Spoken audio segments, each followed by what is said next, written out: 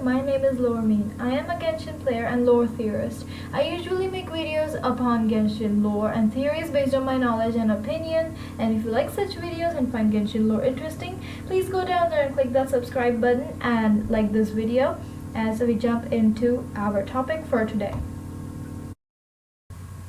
So my topic for this video is a long-awaited question that I have been waiting to answer myself as well. Who is Paimon? Or rather, what is Paimon? If you guys remember my last video, I left a kind of a cliffhanger on what exactly Paimon is. Is she a god? Is she a Seelie? Is she one of the Primordial One's 4 shades? Or is she the Primordial One herself? This is the exact thing I said in my last video, and if you guys haven't watched it, it is a video about why we got Paimon as our traveling companion. Go watch it right now. I'm linking it down in the description. Alright? So, what is Paimon? I have finally got a acceptable kind of answer to give to this question, and I will be talking about it in this video, and I'm going to be telling you the reasons for declaring that Paimon is the Primordial One. Now, alright, stop yelling at me for 1 second and let me give you the reasons why. Let's go into a deep dive on who the Primordial One is and why I think that Paimon is the creator of the universe, or the Primordial One. Alright, so let's jump into this. Before we talk about why I think Paimon is the Primordial One, we'll need to know a few things about the Primordial One. Now, obviously, primordial means the first, or, well, basically, yeah, the first or the first to do something. So the Primordial One was supposedly the first god to come into Tibet. Well, the first one who created humans and who created Tibet, basically. But some sources suggest that the Primordial One did not create Tibet, but basically just reconstructed it for, you know, the habitation of humans, which it later created. I'm not going to talk about the Primordial One being a he or a she right now, because it's basically just a god, an entity. Alright, so I'm going to be calling the Primordial One Phanes for now, because it is speculated that Phanes is the Primordial One in the book Before Sun and Moon that we obtain in Enkanomiya. Alright, I'm not explaining it. I'm going to be explaining it in a later video, but for now let's just talk about the Primordial One. Alright, so the Primordial One, or Phanes, came into this world a long time ago. Before Zhongli, obviously, so it's like around 10,000 years ago, let's just say, because Zhongli is 6,000. Alright, so it came into this world and then defeated the 7 dragon sovereigns that ruled Tibet back then, and the bishop race, basically, the 7 dragon sovereigns, and the remaining bishops, they had to flee. And then Primordial One established its rule over Tibet, and then, you know, did everything, remodeled it, and then created 4 shades of itself, and then created humankind, and then made the world we know today. But hold on. Created 4 shades. Now this is something we need to talk about, the 4 shades. Alright?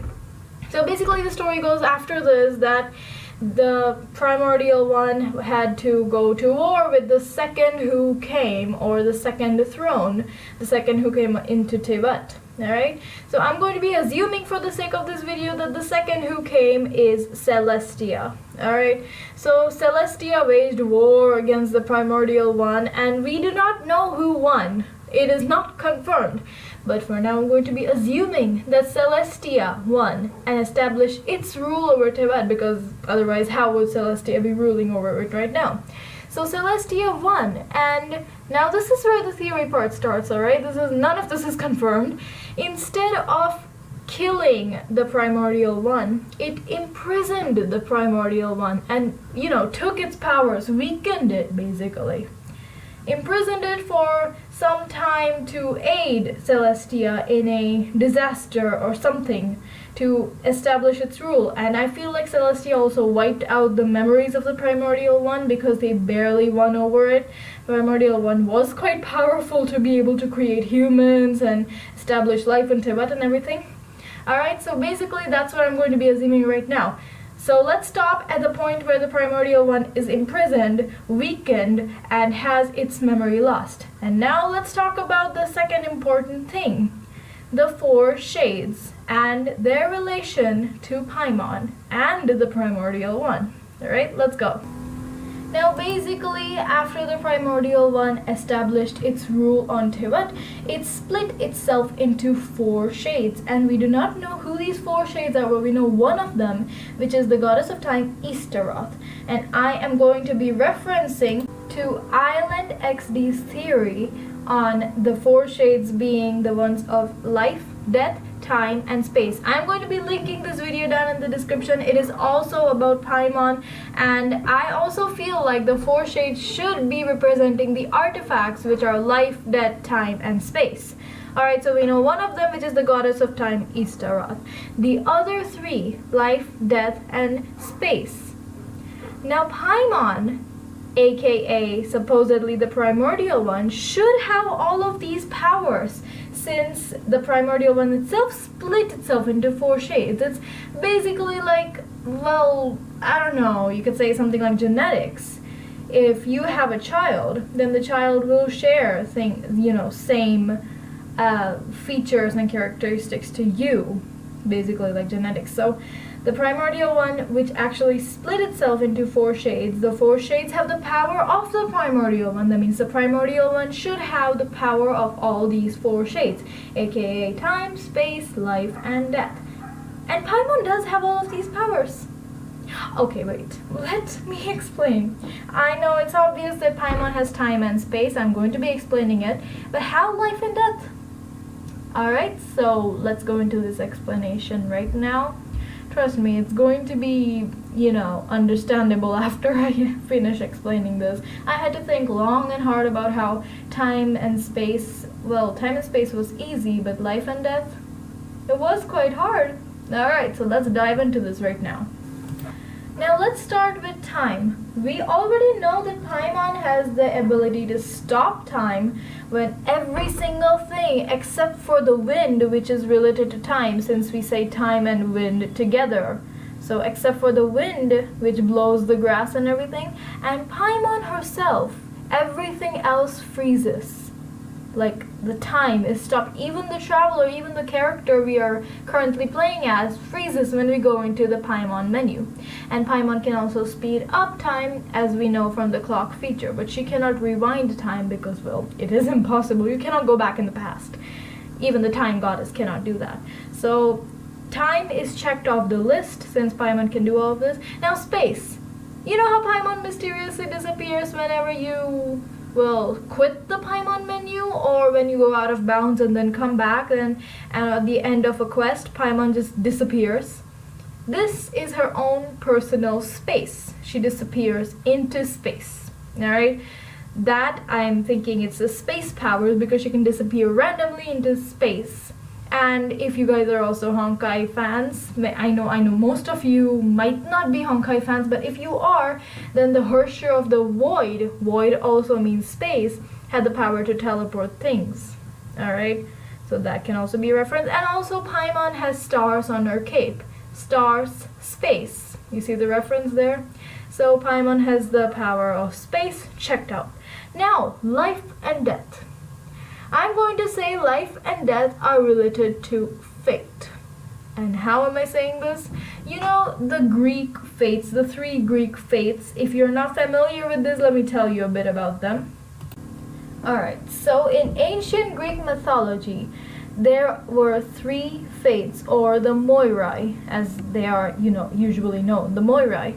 So there were three sisters, the three fates. Clotho, which used to spin the thread of human life, Lachesis, which used to measure the thread of human life, and Atropos, which used to cut the thread of human life. Now, Clotho spinning the thread is basically like the birth of a human, coming into like life, giving life. Now, Lachesis measuring is basically the lifespan of the human, like how long you're going to live. And Atropos, cutting the thread, means death of the human, or the end of life. So we're going to relate these three fates to life, lifespan, and death. which is life and death. So we can say that life and death is the ultimate destiny or the fate of a human. Now, why am I relating life and death to fate? Here's the why and how of all of this. In my last video, I said that Paimon is a pawn sent by Celestia. You don't need to watch the entire video, but if you want to, it is in the description. Alright, so Paimon is a pawn sent by Celestia, and Paimon is twisting the fate of the traveler. Like, she told them to go to Mondstadt first, then Liyue, and then Sumeru was basically the logical path to go because it was literally at the side of Liyue. But instead, she sent the traveler to Inazuma, which is like miles away. So she is twisting the fate of the traveler as Celestia wants it. And since fate I just related with life and death, Paimon has the power over life and death as well. Now, if you still don't believe me about Paimon having this life and death power, she has also controlled the life and death of many people by sending the traveler to specific locations, since she does not have enough powers to do so. So instead, she is using the help of the traveler. See, many people who could have died because of the Vision Hunt decree in Inazuma were saved when the traveler got there right on time. So Paimon controlled their life, basically saved their life.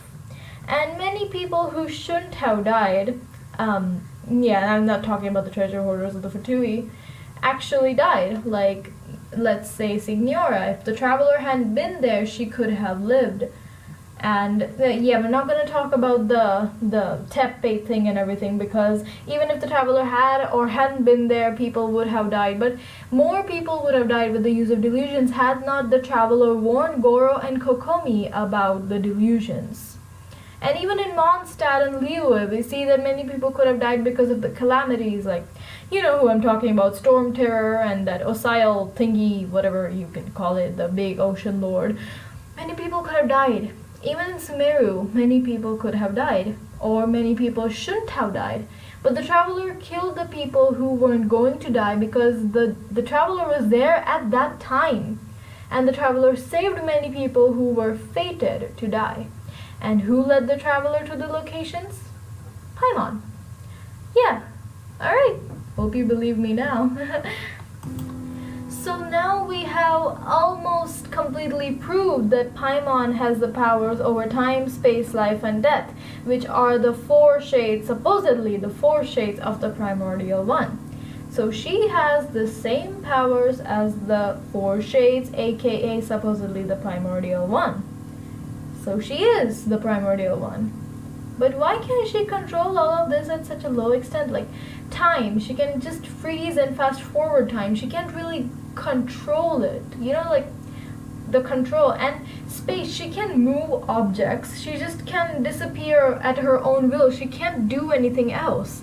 Even life and death, she can't actually do it. She needs the help of the traveler. Well, like I mentioned at the start of the video, like during the lore part, just after the lore part, the second throne, aka supposedly Celestia, did not kill the Primordial One but imprisoned it, wiping it of its memories and most of its powers. So there we go. Paimon is devoid of her memories on how to use her power and her memories of being the creator of this current world. But since she is the one who has shaped the world as it is right now, since the Primordial One has made the seven, not exactly the seven nations, but you know, the terrain, almost has made the terrain and the part and everything. And when Paimon goes to the different nations, she is constantly surprised by how much it's changed or how many things have happened. So maybe she has faint memories on, well, her time when she created humans, but does not know fully about everything. And maybe that's also why Paimon has 3 stomachs. Never mind. I'm just joking. Alright, so currently Paimon has basically lost most of her memories, most of her powers, and has been dropped from Celestia quite literally into the sea, at the exact same time when the traveler went fishing and saw Paimon and fished her out, literally. So basically, Celestia knew that the traveler needed a guide, which I already discussed in the last video of how the traveler's sibling went berserk because they had Dane as the traveling companion. So now the traveler needed guidance, and who better than the Primordial One itself, who knew everything about the landform, about the nations, about the elements, but in a weakened state. The Primordial One, meaning Paimon, does not even know who she is. But Paimon, I feel like she's going to gain her memories sooner or later after seeing the whole of Tibet and meeting all of the Archons. Just like the Traveler is gaining all of their powers back by touching the statues of the Seven, each nation we go to has Paimon regaining slight bits of her memory, but it's so vague that we can't notice it. So when we visit all the nations and Paimon gets all her memories back, Celestia is going to get yeeted.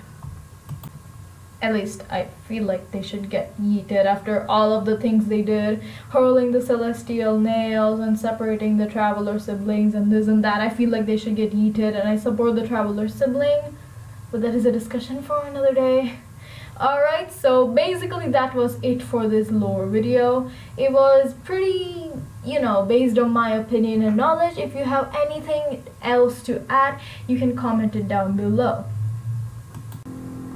So let's quickly recap about what we learned in this video. So starting with the Primordial One, the first god to ever come, it shaped Tibet and then was attacked by the second throne, but before that it split itself into 4 shades. The second throne, supposedly Celestia, took control and imprisoned and weakened and wiped the memories of the Primordial One and threw it into the world as Paimon to be the traveler's guide to save Celestia, or the gods, from some kind of disaster. Now, Paimon has the power of all the 4 shades, which I assume to be life, death, time, and space, as Paimon can control time. As we see in the Paimon menu, she can disappear into space, and life and death is basically the fate of a human, and she is controlling the fate of the traveler. Alright? So these were all the reasons on why I think Paimon is the Primordial One herself, and that she is going to regain her memories sooner or later. And instead of going against the traveler, like many people think she might betray us, she's actually going to help us, since the traveler is somehow related to Tibet and the Primordial One. And that I'm going to be covering in another video on how I think that the traveler is supposed to be the true ruler of Tibet, or the descender of the Primordial One. That is in another video. That's all from me today. And if you have any suggestions on what my next video should be, or any corrections that you'd like to say, you can comment it down below. And please like and subscribe if you like this video and would like to see more lore videos like this. And I'll see you all in my next video. My name is Loremine, and thank you for watching this video. Bye guys!